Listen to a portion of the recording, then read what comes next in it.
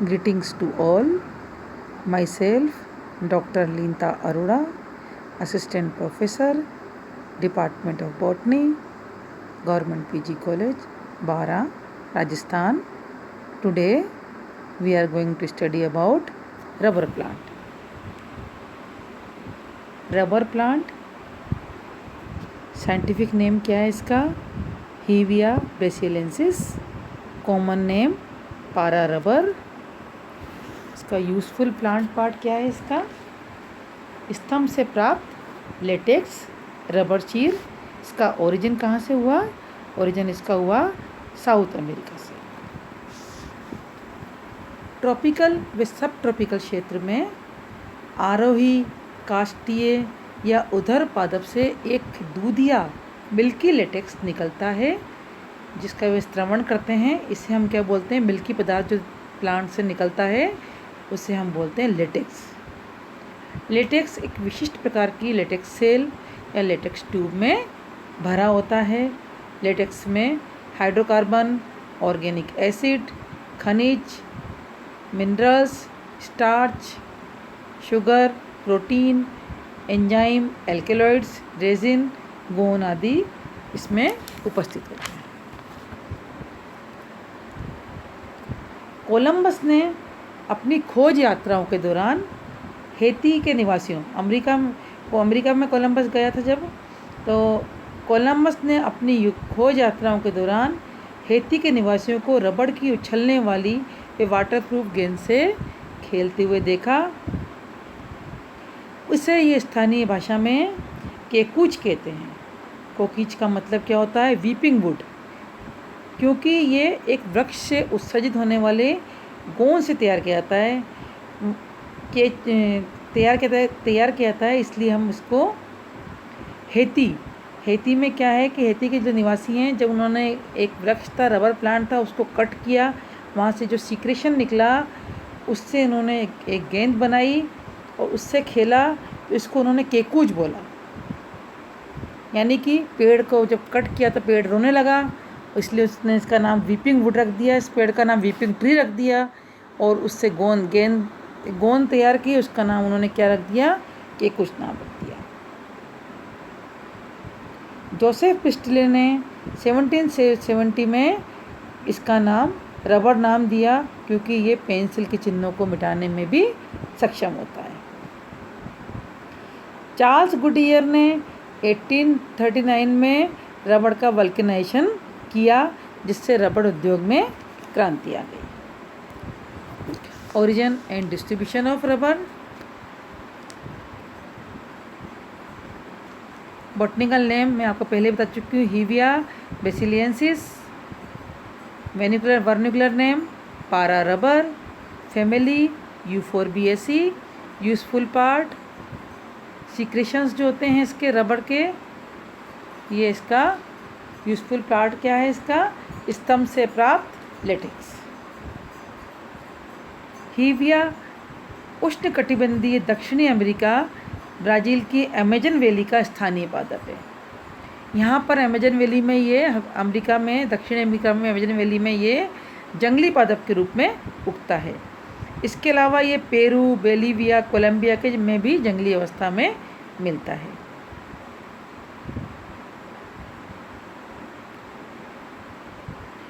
– 1875 में ब्राज़ील से एकत्र बीजों को उगाकर श्रीलंका भेजा गया।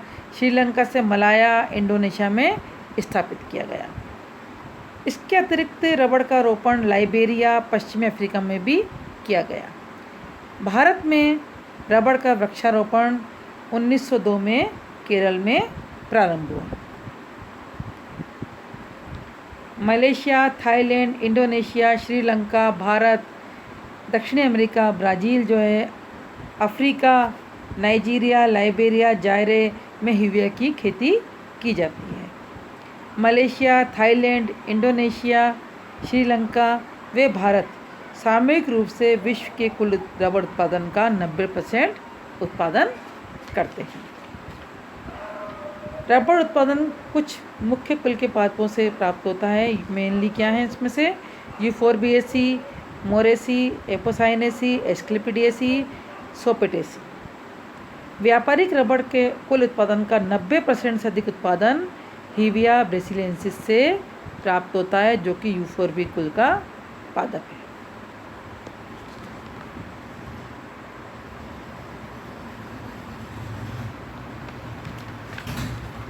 प्रॉपर्टीज ऑफ रबड़: high strength, low heat buildup, better resistance to wear and flex cracking. रबड़ एक लचीला, फ्लेक्सिबल, इलास्टिक व ड्यूरेबल पदार्थ है। इसमें एयर टाइट व वाटरप्रूफ प्रॉपर्टीज होती हैं। रबर एक मैक्रोमोलिकुलर यौगिक है जो अनेक छोटे छोटे सरल सिंपल माइक्रोमोलिक्यूल्स आइसोप्रीन के पॉलीमराइजेशन से बनता है।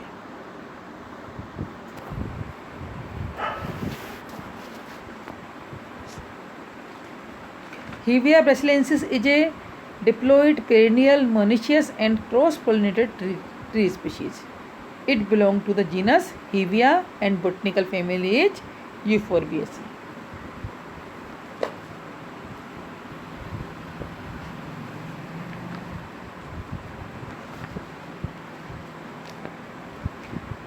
Morphology of rubber yielding plant Hevia brasiliensis. इसके botanical character क्या हैं? Hevia brasiliensis well branch stem है जिसकी ऊंचाई 20 मीटर व बेस पर 2 से 3 मीटर तक मोटाई इसकी होती है। ब्रांचिंग 4-5 मीटर ऊपर से प्रारंभ होती है। लीव्स पिटियोलेट, कंपाउंड, ट्राइफोलिएट होती है। फ्लावर्स स्मॉल, ग्रीन, सुगंधित, एक लिंगी, यौगिक असीमाक्ष पुष्पक्रम में व्यवस्थित होते हैं। इन्फ्लोरेसेंस में मेल फ्लावर नीचे होते हैं व फीमेल फ्लावर ऊपर लगे होते हैं। फ्रूट ट्राइलोक्यूलर कैप्सूल होता है व प्रत्येक लोक्यूल में एक सीड पाया जाता है। मैच्योर फ्रूट का विस्फोटन एक्सप्लोसिव मैकेनिज्म विस्फोटी विधि द्वारा होता है। हीविया से प्राप्त रबड़ जो होता है सबसे उत्तम किस्म का रबड़ होता है, क्योंकि इसमें रबर हाइड्रोकार्बन का अनुपात अन्य अवयवों की तुलना में अधिक होता है। इसका लेटेक्स वाइट व लाइट येलो कलर का होता है। इसका नाम हीविया ब्रासिलियेंसिस का नाम पारा रबर क्यों रखा गया? क्योंकि इसका जो ट्रांसपोर्ट होता था वो पारा बंदरगाह से होता था, इसलिए इसका नाम पारा रबर रखा गया। Climate and climate of rubber plant Hevia plants require annual rainfall of 200 to 300 centimeter and 120 to 150 rainy days without any dry season, and a warm temperature of 21 to 35 degree centigrade is suitable. Humidity ranging from 70 to 90% is ideal. Hevia subtropical plant है, इसलिए इसके लिए 200 से 300 centimetre annual rain व 21 से 35 degree centigrade temperature वाली humid climate नम जलवायु की आवश्यकता होती है, जिसका कि 70 से 90% इसका रेट होनी चाहिए। प्रोपगेशन प्रवर्धन प्रोपगेशन ऑफ हीविया प्लांट, हम इसके कल्टीवेशन पे आते हैं। प्रोपगेशन ऑफ हीविया प्लांट, हीविया प्लांट का प्रोपगेशन सीड्स द्वारा किया जाता है। सीड्स के अलावा इसका बड प्रोपगेशन कलिका रोपण भी किया जाता है। इसके बीजों की जीवन क्षमता वाइबिलिटी अल्पकालीन होती है, इसलिए बीजों को परिपक्व होने के तुरंत पश्चात एकत्र करके उगाना चाहिए। बीजों को क्यारों में उगाकर सीडलिंग्स तैयार किए जाते हैं। इसके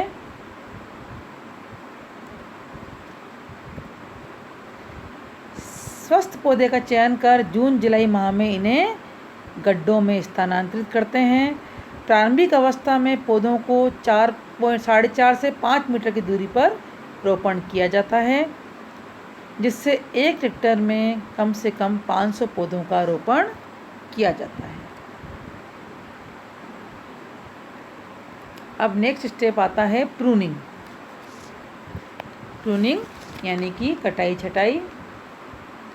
pruning to a height of 2 to 2.5 metre allowed the development of smooth trunk without branches और लाइफ।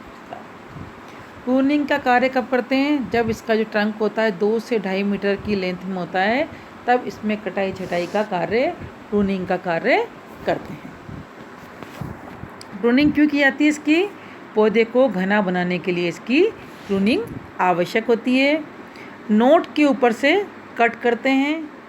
कट करने के बाद उस जगह से ब्रांचेज निकलती हैं। मिनिमम 2 ब्रांचेज होती हैं और 2 से भी अधिक ब्रांचेज वहाँ से निकलती हैं। और इससे क्या होता है कि जो स्मूथ होता है, जो इसका ट्रंक होता है वो बिल्कुल स्मूथ हो जाता है इसका ट्री का, और साथ ही ये जो प्लांट होता है ये ज़्यादा घना हो जाता है। घना होने पर इसमें हमेशा नमी सी बनी रहती है।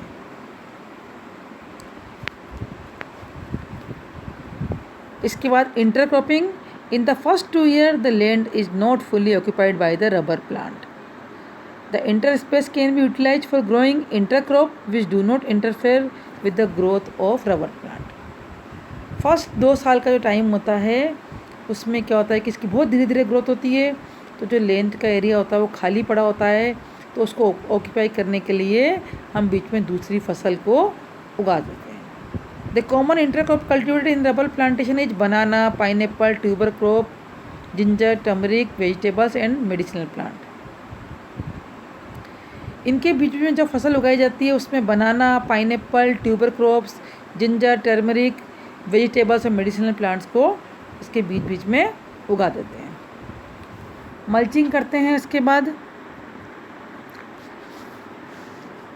मल्चिंग में क्या होता है कि कोई भी 2 प्लांट है, जितने प्लांट्स हैं उनके बीच में जो स्पेस होता है उसके बीच में सॉइल को मटेरियल लाइक ड्राई लीव्स से ढक देते हैं। ड्राई लीव, ग्रास कटिंग, इस तरह की कुछ भी मटेरियल जो होता है ना, कवर क्रॉप क्लोपिंग जितनी भी होती है, इनको इससे ढक देते हैं। कोई भी 2 पौधे हों या पूरे खेत में पौधों के बीच में जो प्लांट्स के बीच में जो स्पेस होती है उसको ड्राई लीव्स से या ग्रासेस से उसको फैलाकर उससे ढक देते हैं। इसको ढकने से क्या होता है, एक तो रूट्स को गर्मी में ठंडा रखती है, ये सर्दी में इसको गर्म रखती है, और इससे वाटर का एवोपरेशन भी कम होता है, इसलिए इसको कम पानी की आवश्यकता होती है। ये मल्चिंग प्रोसेस जो होता है सॉइल को तेज़ हवा, धूप, बारिश से भी प्रोटेक्शन देता है। इसके साथ साथ ही मल्चिंग प्रोसेस जो होता है ये वीड को भी कंट्रोल करता है, क्योंकि सनलाइट नहीं आ पाती है। जब सनलाइट नहीं आएगी तो वीड्स की ग्रोथ भी नहीं होगी।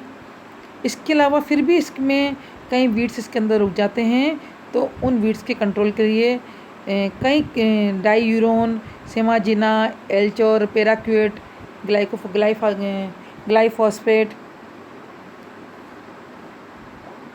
ग्लाइफोसेट वगैरह इनका इस पर छिड़काव किया जाता है, जिससे कि इनकी वीड्स की ग्रोथ नहीं आए। ये सब वीडिसाइड्स हैं सारे। इसमें से मेनली पेराक्वेट जो होता है ये मेन वीडिसाइड है जिसका छिड़काव सबसे ज़्यादा किया जाता है। Then harvesting and yield.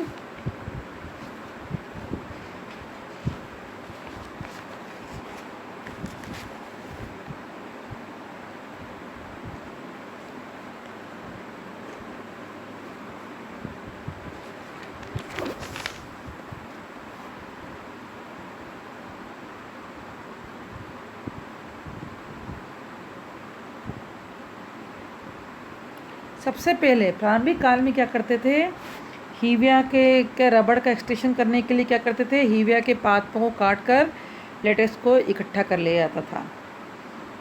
इसके पश्चात वृक्ष के तनों में कुल्हाड़ी से अनियमित घाव बनाकर लेटेक्स संग्रहित किया जाने लगा। ये विधि पूर्णतः अवैज्ञानिक थी।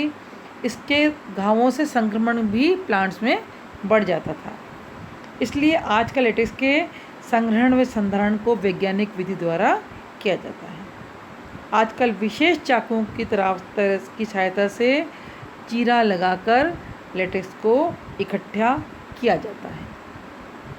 टैपिंग, चीरा लगाने के लिए tapping direction and slopes. Tapping, चूँकि हीविया के लेटेक्स वाहिकाएँ सर्पिल क्रम में विन्यासित होती हैं, इसलिए चीरा जो होता है वो अनुप्रस्थ व अनुदैर्ध्य न लगाकर 30 डिग्री कोण पर तिरछा लगाना चाहिए।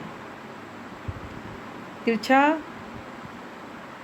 हीविया में लेटेक्स वाहिकाएँ क्या होती हैं, सर्पिल क्रम में विन्यासित होती हैं, इसलिए चीरा अनुप्रस्थ व अनुदैर्ध्य न लगाकर 30 डिग्री के कोण पर तिरछा लगाना चाहिए। प्रत्येक चीरे की मोटाई 1 से 1.5 मिलीमीटर होनी चाहिए। कभी कभी चीरा वी शेप में भी लगाया जाता है। एक तीसरी विधि जिसमें कि कई समानांतर सर्पिल चीरे लगाकर उन्हें एक ऊर्ध्व चीरे द्वारा जोड़ दिया जाता है। चीरे स्तंभ के आधार से कुछ ऊंचाई पर 2 से 3 फुट ऊंचाई पर लगाए जाते हैं। वह चीरा लगाते समय उसके डेप्थ का ध्यान रखा जाता है, स्पीड कितनी है इसकी चीरा लगाने की, इसकी डेप्थ कितनी है और टाइम कितना लगेगा टेपिंग में, इन सब का ध्यान रखा जाता है। किस समय लगाना है चीरा, कौन से मंथ में किस समय लगाना है, इसका ध्यान रखा जाता है। वह the best month of open new areas tapping in March, mainly इसका जो होता है मार्च के महीने में चीरा लगाया जाता है।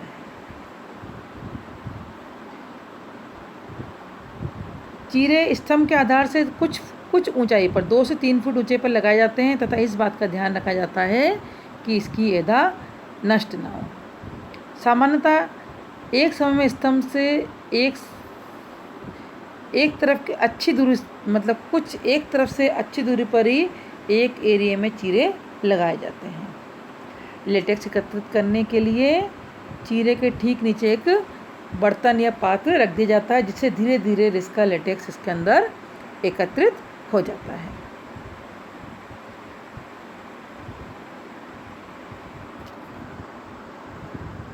पात्रों में लेटेक्स का जो होता है कोगुलेशन रोकने के लिए, स्कंदन रोकने के लिए प्रतिस्कंदक एंटीकोगुलेंट जैसे हाइड्रोजन पेरोक्साइड, फॉर्मेल्डिहाइड व अमोनिया आदि इसमें मिला दिए जाते हैं।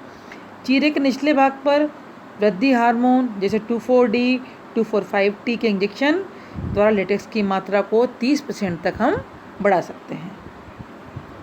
चीरा किस समय लगाता है, चीरा प्रातःकाली लगाया जाता है, क्योंकि कम ताप पर इसका प्रवाह तेज़ी से होता है, धीरे धीरे कम होता जाता है, वह दोपहर में इसका प्रवाह बंद हो जाता है। लेटेक्स सफ़ेद पीले रंग का एक लसलसा पदार्थ है जिसमें 25 से 40% तक रबर पाया जाता है। अब हम इसकी प्रोसेसिंग करते हैं। Processing of rubber.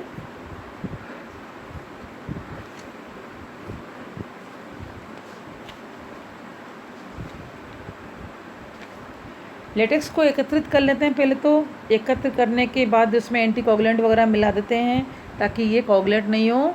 इसके बाद लेटेक्स को एकत्र करने के बाद रबड़ की फैक्ट्रियों में भेज दिया जाता है। लेटेक्स को एल्युमिनियम की बड़ी बड़ी छलनियों में फैक्ट्री में छाना जाता है, जिससे लेटेक्स में प्रेजेंट छाल के टुकड़े, लीव्स, मोटी अशुद्धियाँ, इम्प्यूरिटीज जितनी भी होती हैं इसके अंदर, वो सब दूर की जाती हैं। सबसे पहले क्या करते हैं, प्रोसेसिंग के लिए जब हमने इसको फैक्ट्री में भेजा तो एल्युमिनियम की बड़ी बड़ी छलनियों में इसको छाना जाता है, जिसमें लेटेक्स में प्रेजेंट छाल के टुकड़े, लीव्स और जितनी भी मोटी मोटी इम्प्यूरिटीज जो अशुद्धियाँ होती हैं उनको दूर किया जाता है। लेटेक्स में प्रेजेंट पानी की मात्रा को हाइग्रोमीटर द्वारा आर्द्रता मापी द्वारा मापकर स्टैंडर्डाइज कर लेते हैं। इसके बाद क्या करते हैं, कोगुलेशन करते हैं, स्कंदित करते हैं इसको। लेटेक्स को बड़े बड़े पात्रों में भर देते हैं। इसके बाद वे उसको स्कंदित किया जाता है, कोगुलेट किया जाता है। इसके लिए लेटेक्स में फॉर्मिक एसिड और एसिटिक एसिड को कोगुलेटिंग एजेंट के रूप में मिलाया जाता है। इस मिश्रण को लगातार हिलाते रहते हैं। कोगुलेशन में क्या करते हैं, लेटेक्स को बड़े बड़े पात्रों में भर लेते हैं, वे इसमें कोगुलेट किया जाता है। इसके लिए इसमें फॉर्मिक एसिड तथा एसिटिक एसिड को कोगुलेटिंग एजेंट के रूप में मिलाते हैं वे इस मिश्रण को लगातार हिलाते जाते हैं। कोगुलेटिंग के बाद क्या करते हैं, नेक्स्ट प्रोसेस होता है रोलिंग। स्कंदित रबड़ जो होता है उसको स्वच्छ पानी से बार बार धोया जाता है, वे फिर उसके बाद रोलर से दबाकर निचोड़ लिया जाता है। वह इसे मशीन चालित रोलर में डालकर शीट का रूप दे दिया जाता है।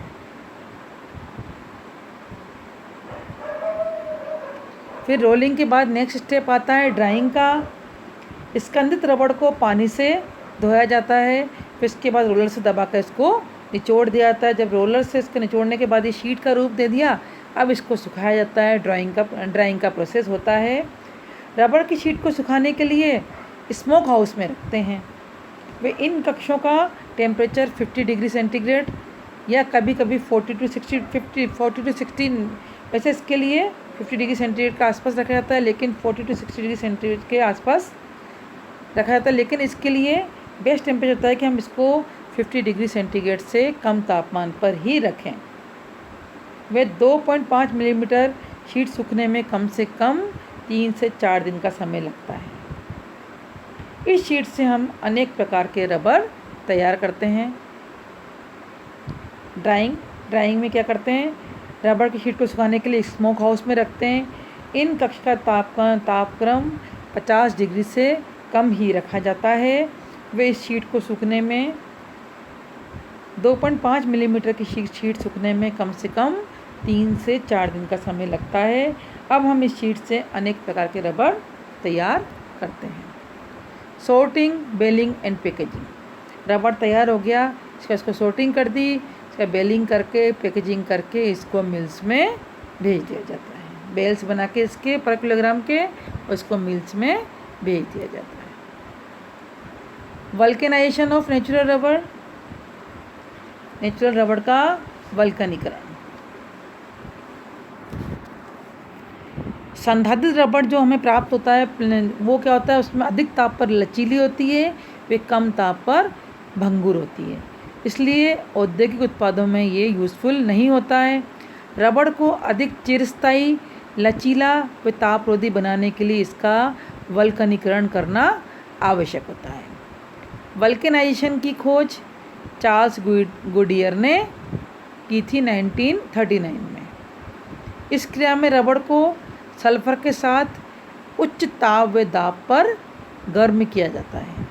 इसके फलस्वरूप ये हीट रेजिस्टेंट हो जाता है, चिरस्थायी हो जाता है, ताप प्रतिरोधी हो जाता है तथा अपघर्षण प्रतिरोधी हो जाता है। इसके लिए वल्केनाइजेशन के लिए क्या करते हैं, रबड़ को लेते हैं, उसके साथ उसमें रबड़ में गंधक के साथ मिलाकर उच्च ताप व दाब पर गर्म किया जाता है। इससे ये चिरस्थायी हो जाता है, हीट रेजिस्टेंट हो जाता है, एब्रेशन रेजिस्टेंट हो जाता है और ये वल्केनाइज्ड रबड़ कहलाता है। सल्फर के अलावा अन्य रसायन जैसे selenium, carbon, selenium, organic peroxide, nitro peroxide आदि का प्रयोग भी किया जाता है। तो ये वल्केनाइज्ड रबड़ जो होता है ये हमारे लिए आगे इंडस्ट्रियल पर्पस से यूज़फुल होता है। यूजेज ऑफ पारा रबड़। पारा रबड़ के उपयोग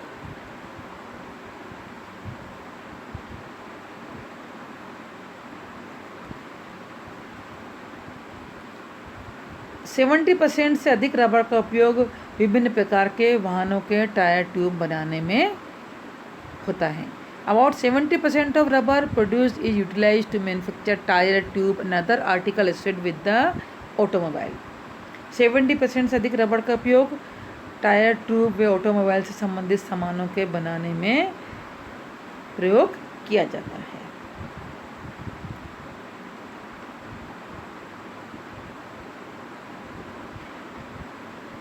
It is also used for making electric goods, waterproof material and sports good.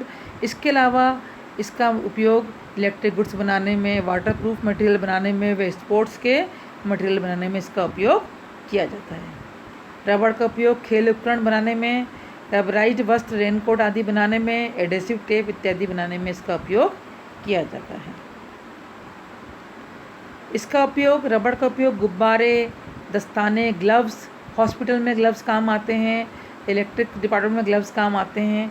इनके उपयोग गुब्बारे बनाने में, दस्ताने बनाने में, वॉशर बनाने में, gaskets, hose pipe, erasers, toys, belt, pen, comb और चटाइयाँ बनाने में इसका उपयोग किया जाता है। असांदित लेटेक्स फुटवियर बनाने में, असांदित लेटेक्स फुटवियर उद्योग में एडेसिव सॉल्यूशन के रूप में भी प्रयुक्त किया जाता है। रबर का उपयोग जूतों के तले बनाने में भी किया जाता है।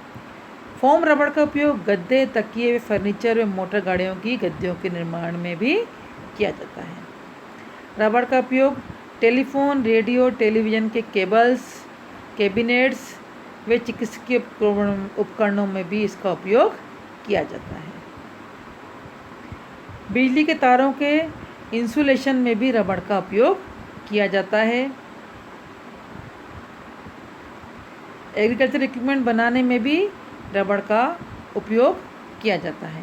इसके अलावा रेडियो इंजीनियरिंग में इसका उपयोग किया जाता है। Thank you.